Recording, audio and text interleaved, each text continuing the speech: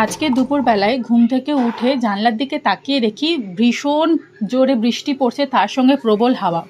এই অবস্থায় বিকেলবেলায় কি খাবো চিন্তা করতেই সবার আগে মাথায় আসে এই ওয়েদারে চা মুড়ি খেলে মন্দ হয় না। তাই শটান আমি রান্নাঘরে চলে গেলাম আর আমার জন্য বানিয়ে নিলাম মুড়ি মাখানো। আমার হাতের তৈরি আমতেল দিয়ে আর চানাচুর দিয়ে মুড়িটাকে মাখালাম, তার সঙ্গে আমার জন্য 1 কাপ চা তৈরি করে নিলাম। ও সরি, আমার আবার 1 কাপ চায় হয় না, আমি আবার 1 গ্লাস ভর্তি করে চা খাই। তো তাড়াতাড়ি করে চা আর মুড়িটাকে বানিয়ে নেওয়ার পরে আমরা এবার খেতে বসে যাব। আমি আর আমার মেয়ে একসঙ্গে খেতে বসলাম। অবশ্য সে চা মুড়ি খায় না, তাকে আমি বিকেলবেলাতে আপেল কেটে দিয়েছিলাম। তো আমরা মা মেয়েতে বসে গেছি বিকেলবেলায় টিফিন করতে।